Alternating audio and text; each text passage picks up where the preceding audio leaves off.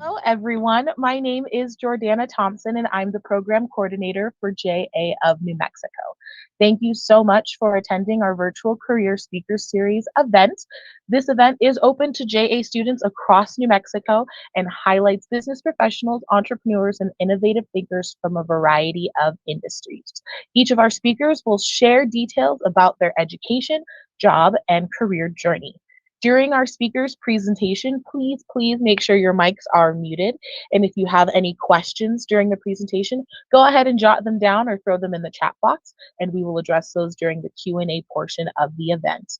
Today, I am super excited to welcome Ian Colburn from Solarpunk Farms. Thank you so much for being here, Ian. I'll share my screen, and the floor is all yours. Thank you, Jordana. Can you guys hear me okay? This is the first time I've used these Bluetooth headphones. Okay, fabulous. Thank you so much for the opportunity. I love speaking to youth. My name is Ian. I'm from Albuquerque. I grew up here, went to Zia Elementary, Jefferson Middle School, Albuquerque High School, and then UNM, 4 years at UNM. I'm 36 years old, and I grew up in a kind of both my parents were together, and kind of a middle class. I'm an only child, and yeah, played soccer and did some normal, kind of pretty basic, but nice, a happy childhood. And all the time during my youth, when people would ask me what I wanted to do, I never really had a concrete answer. You know, I didn't have a career path. I didn't want to be a doctor or an engineer or anything. I just knew I wanted to do work that I liked. My mom and my dad both worked really hard and didn't necessarily love the work they did. And I hated seeing them, being so happy to come home from work and so tired and have to complain and everything. And so that was one thing I knew from early on, is that I wanted to do work that I loved. And then as I got older, I realized I wanted to do work that was meaningful. You know, I really cared about my neighbors and my friends and all the living creatures around me, human and non-human, all the plants and animals. And so I wanted to do something that helps people. And so I didn't know what I wanted to do out of high school, but I was lucky enough, got 3.4 GPA or something, so got a lottery scholarship and was able to go to UNM pretty much for free. That was back when lottery was covering pretty much everything. I don't know if it does anymore, but if I'd had to do it again, I'd go to CNM. I know that's probably a better value institution, higher ed institution right in Albuquerque, at least. I got to travel abroad when I was at college, which is probably the highlight of my time, besides some extracurricular stuff. While I did at UNM, I got to go to Japan for a semester, and then Mexico. Got to pick up some Spanish, which was really exciting, and really see how other people live and the things they eat and the work they do and how they live their life, which I think was something that really shaped me. And I didn't maybe do it intentionally, but by working with a lot of different people and always looking for volunteer opportunities and kind of, I'm an outgoing person. I'd consider myself an extrovert, and I feel comfortable in new situations. And I think that was lucky, because I jumped into working with, folks that I didn't know before and maybe didn't share a lot of background with me. People who were older, people with different politics, didn't look the same as me, did different work, and I always would learn so much. And I think that was definitely my biggest teacher over the years and through my early years, through my late teens and early 20s. And then I got the opportunity to move to Hawaii. And that was, why don't we pop over to the next slide, Jordana? I already forgot what's next. Okay, yeah. I was introduced to small farming. And I got to move to Hawaii, and we lived in Oahu, on the island of Oahu, which is in the city of Honolulu. And it was there that I started volunteering with some schools and organizations to do school gardens, and got a ton of joy out of that, and started learning more about gardening from these people who've been doing it their whole lives, and volunteering on these organic farms where all these really cool people were working, and working outdoors, working with my hands, working in the dirt, working with other volunteers and youth, and found a lot of joy out of it. And then so it clicked, and that's when I realized this is what I want to do. And I had learned partially through my university education, but also from just reading books and the people that I had met through all my volunteering about the food system in America. And since my early 20s, my understanding of how violent the food system in the USA is, from field to store to consumer.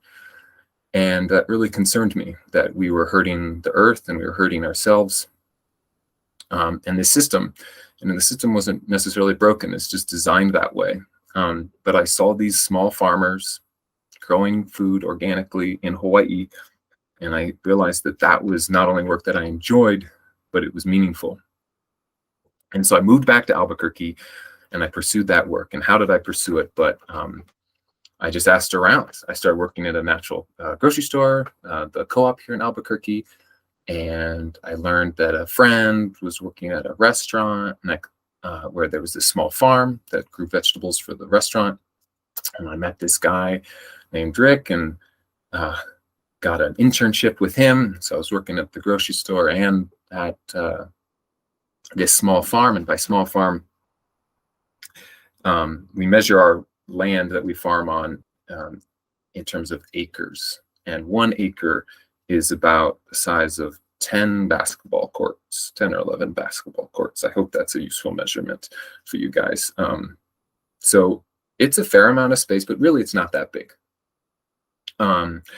But this was a farm with very small equipment, not a big tractor, not one person and a big old machine driving around in circles, but lots of hand tools, food growing really close together, small pathways. You'll see in a later slide the tractor that we use more often. It's actually a walk-behind tractor is what we call it. So it has all the implements, but you're on the ground with the machine. And so I started, my journey into farming started working as an intern in a small farm called Soul Harvest that's no longer around, but it was in Albuquerque's North Valley. Worked for $4 an hour, biked up there most days because I was just splitting a single car with my partner, and loved it and kept falling in love with it, learning a bunch. And we'd meet other farmers who'd been doing it for a while. And so I volunteered on their farms. And one of the people I had met on that farm offered me a job at another place, a community farm or a nonprofit farm here in Albuquerque called Rio Grande Community Farm. It's also in the North Valley. They have a community garden, and they do a whole bunch of fun things, teach farming, and they offer space to veterans who are doing farming, and refugee program.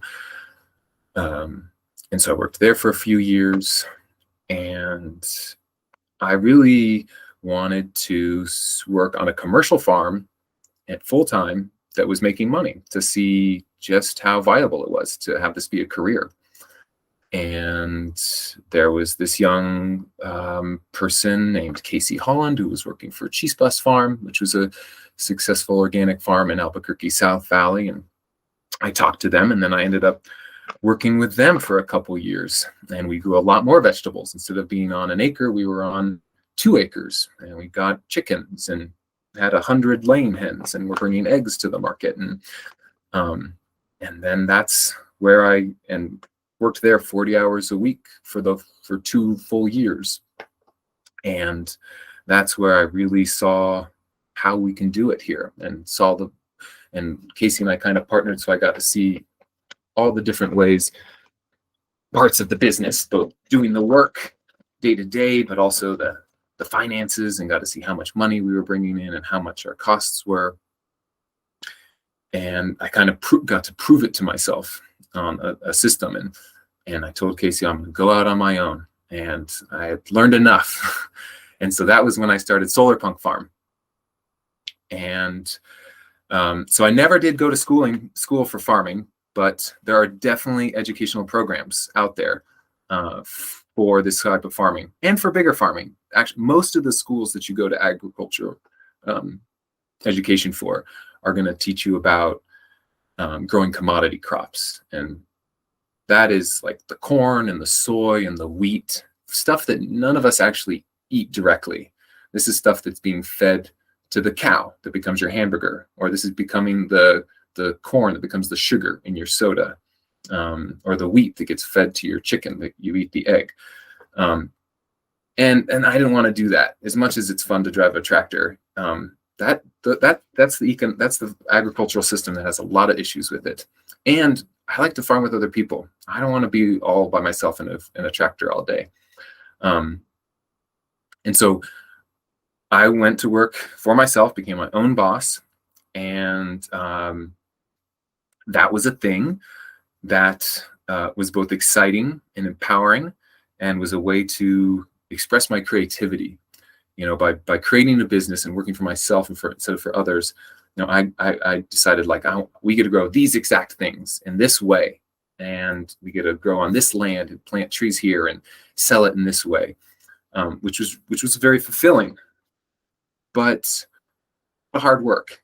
And I guess I didn't realize just how much I liked working with other people until I went out on my own and tried to do it all myself. And if I have time later at the end of the presentation, I'd love to give you guys an idea of what it is I actually do, what it means to be a small farmer in Albuquerque. And so on this slide that you see on the left, that is what we call a hoop house or a high tunnel. It's a building with just plastic around it, like a really thick plastic, and it keeps the building warm.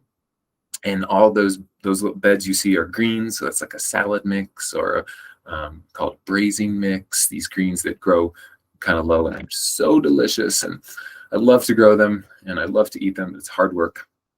And on the right side, you see sweet potatoes with what looks like some probably winter squash from another bed crawling into it. And these are two different farms. And so when I started Solarpunk, I was small and I didn't have access to land, which was a big issue. But I had all these relationships that I had made and friends that I volunteered for. And I told them what I was doing and that I was looking for land and looking for work. And they said, oh, well, we have more land than we can work. And so I would partner with them. And both of these are examples of that. And it was so fulfilling to work collaboratively, to plan with someone usually smarter and more experienced than me. And so I was getting the better end of the deal by learning from these folks and maybe doing more of the hands-on work. But and we grow all this food and we're able to sell it, and it was so delicious.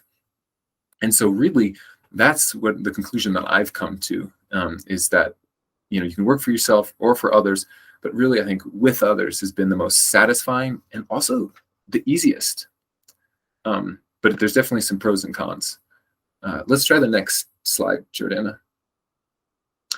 Yeah, so that's just, that's the BCS. That's the name of that tractor. That's what we use.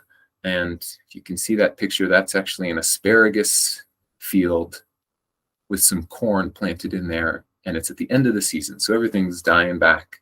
And we're about to mow it down with that tractor.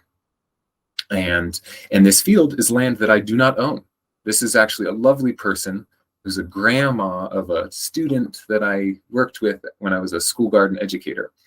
And she heard about my dream to be a farmer and told me I should come farm her land. And I've been doing that for the last 4 years, since I started Solarpunk, or 5 years. So yeah, let's see, from sole ownership, doing everything, really challenging, not sustainable, to partners, splitting responsibilities, to being a co-owner with employees. So Solarpunk Farm is actually a business that I worked and farmed as for the last like 5 years. But at the end of 2022, I put that business on the shelf and I went and started a new business with two friends and colleagues, one of who's I've farmed with for the last couple of years, and another friend who always wanted to get into farming. And it worked out great. We all had different skill sets. I had the most experience farming. One of them was really good at finance and organizing information, and the other person was really good about thinking about systems. And so essentially setting it up so that we all can work really safely and efficiently and joyously on the farm. Let's try the next slide. Yeah, so here we go. That image you see on the left of the rooster with the spring onion, that is the logo for Solarpunk Farm that my wife drew back in 2017, I guess. And then the pictures on the right are just some expressions of the cooperation and the relationships that I've had since I've been doing this work that make it so satisfying and easier, more sustainable. So that older gentleman, his name is Procopio. He is somebody who's been farming this land long before me, and he taught us a lot on how to grow kind of heritage crops like chili and corn at Chispas Farm, and then of course a watermelon, which is probably the tastiest food you could grow. Not necessarily the easiest, but we have to grow it because it tastes so good. It feels so good. I can't, not the best financial decision, but like I said, I do this work because I love it, and it feeds us in many different ways. And then again, the grass at the bottom, that's where you saw the tractor and the asparagus on the last slide. That's that field that through this relationship I have access to for free, and it's a trade. I take care of that land and get to work with this amazing family and grow food there. So, and I guess I'm supposed to leave you guys with a word of wisdom, and that was the cooperative muscle every day is, and I think you can work out your cooperative muscle in many different ways. Things that make you better working with other people. So that could be listening, always help, being an active listener and not trying to reply when someone's speaking to us, but really listening to them, practicing being empathetic, and trying to understand where people are coming from, walking a mile in their shoes. Patience, checking our ego and not thinking that we have all the right answers, and really taking in information from others and valuing their contributions. There are many different ways, and I hope you guys keep that in mind in the background, because it's really served me well. And I think I would have burned out from doing this work if I tried to do it my own. And some of these partnerships that I've had over the last few years have been challenging because I didn't know how to cooperate well. I was trained through school and through my other jobs to be very individualistic and be able to do things on my own. And it helps not by just working with the team, but getting to know people and caring about them, and it's really fulfilling.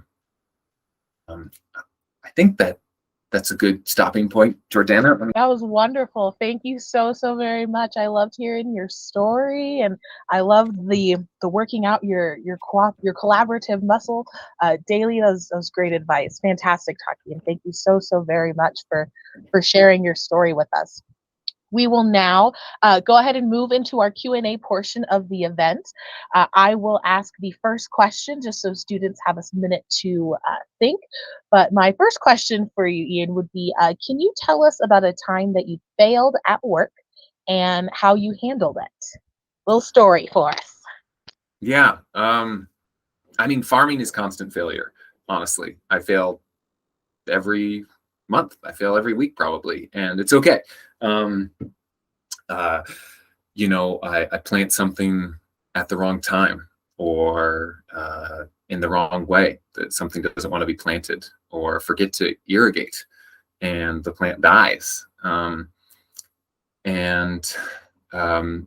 Most recently, so that high tunnel, the building with the plastic over it you saw, is really valuable space on the farm because we can grow in there year round, and it's a controlled environment, so the plants do really well.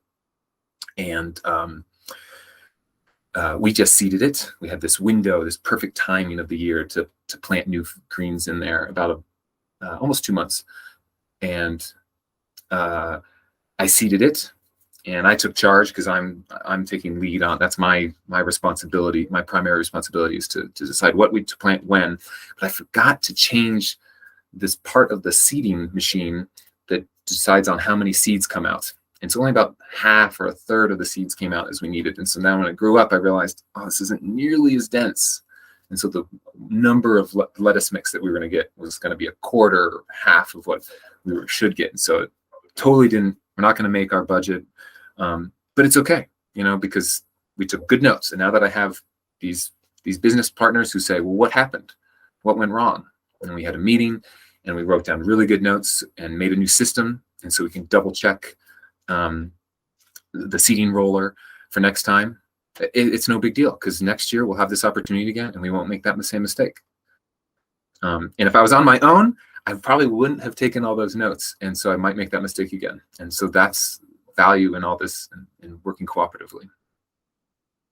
I was wondering, what is your favorite plant to grow on the farm? Let's see. It's a hard call.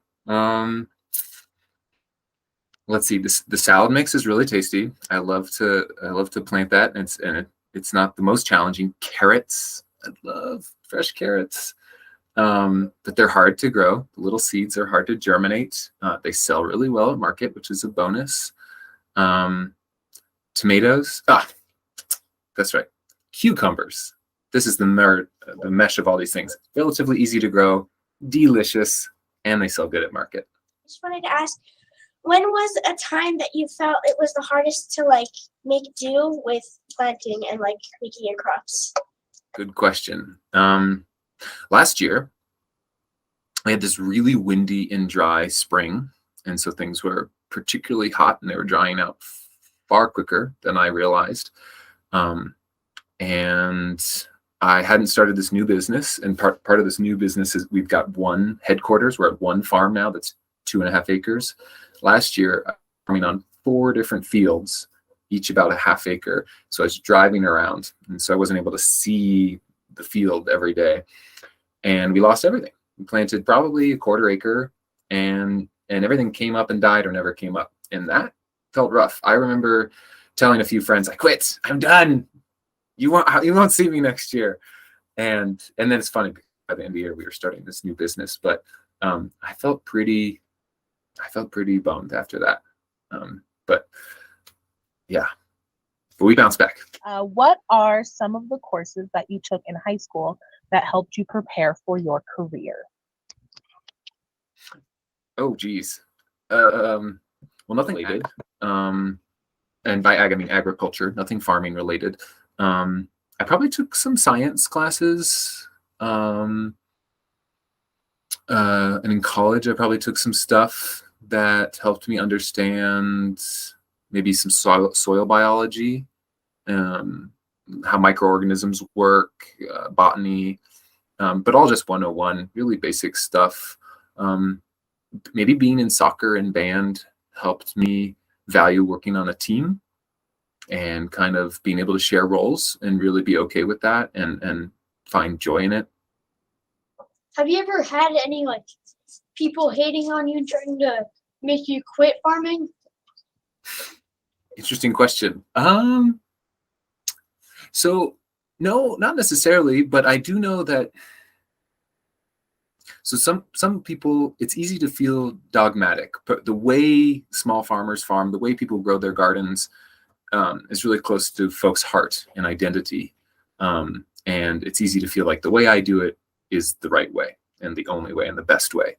And so that has created some times over the years where both myself feeling that way, I've tried to work on that so I don't see another farmer or gardener doing something differently and hate on them, but also getting it. Some people telling me, oh, why are you using that method or growing that seed or growing that vegetable, or why are you using a tiller? But as a community, I think we're getting better about understanding that we're all on the same team, we're all going in the same direction, but we're finding different ways to go there. But luckily, as a community in general, I feel like this occupation, this work, is really well received by the community. People love small farmers. They love visiting the farm. They love getting our fresh vegetables. Not too much hate coming from the community members. Neighbors. What's your least favorite plant to grow? Least favorite?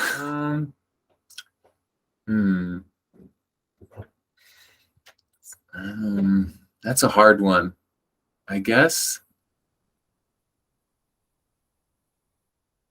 Well, okay, so a pest, a bug that we have really bad in New Mexico, or in Albuquerque at least, is the squash bug. And they are gross. They're stinky, they're big, and they completely destroy our zucchini plants and pumpkin plants. And the only really good way, especially organic, without any harmful chemicals, to kill them is to squish them. There's no other way to really get rid of the bug, or you can net them out, but they still show up and they get all over the plant, and they're everywhere, and it's gross. And so I guess that's less fun to grow. I used to not like growing them because they would show up and they would kill the plant, and it was sad, and I didn't want to squish them. But now I have no problem squishing them. I'll be out there annihilating those little bugs, and other people on my team have a real problem with it, and I have to quietly roll my eyes or not roll my eyes, but because everybody's at a different place in their journey and squishing bugs. But yeah, overall, I haven't really met a plant that I wouldn't grow again. Either they're delicious, or they sell really well, or they're so easy to grow. They want to know, where do you sell your food? Is it at local restaurants, farmers market? Yeah, all of the above, pretty much. So I think the biggest farmers market in Albuquerque is the downtown growers market at 8th and Central, Robinson Park. It starts in mid-April and goes to the end of October, pretty much. We'll be there every week. We sell to a few restaurants in town. We've sold to La Montanita Co-op.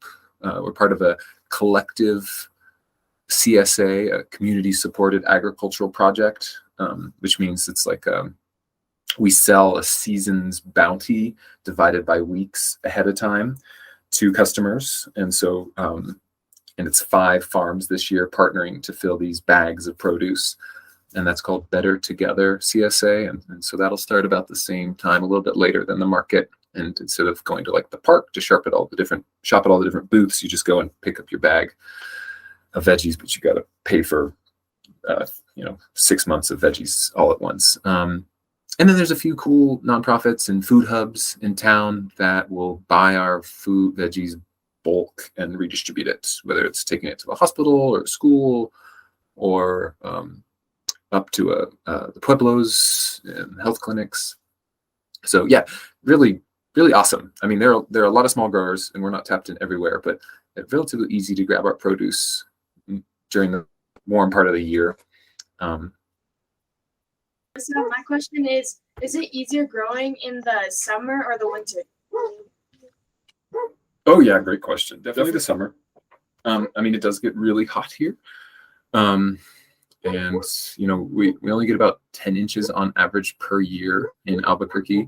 And most vegetable crops need about an inch of water per week to continue growing healthily and on a good pace, so that they'll get big and nice and tasty.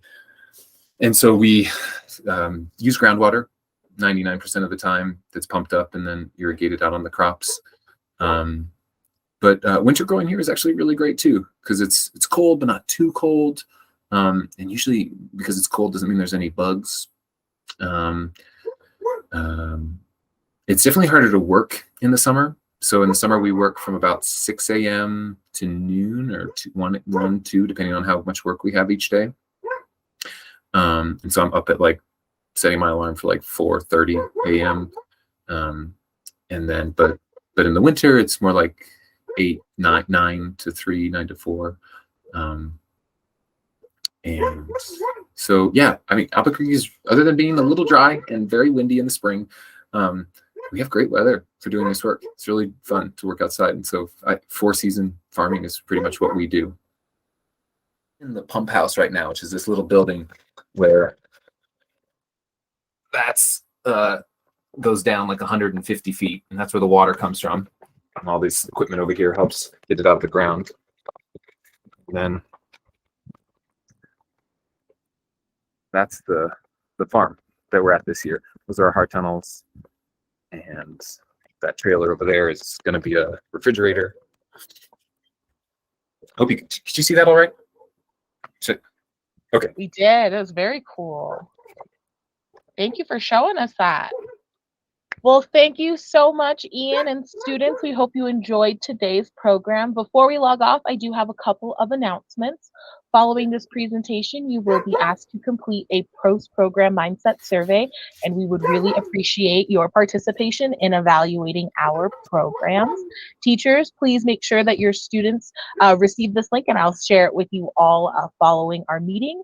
And lastly, please make note that these events are happening monthly and will take place on the second Wednesday of every month. Next month, on April 12th, we will welcome a panel of chief financial officers in recognition of National Financial Literacy Month. So please keep an eye out for those registration links in your email. Thank you again so much, Mr. Ian, for joining us, and to everyone on the call, I hope you have a wonderful, wonderful day. Bye-bye, everybody.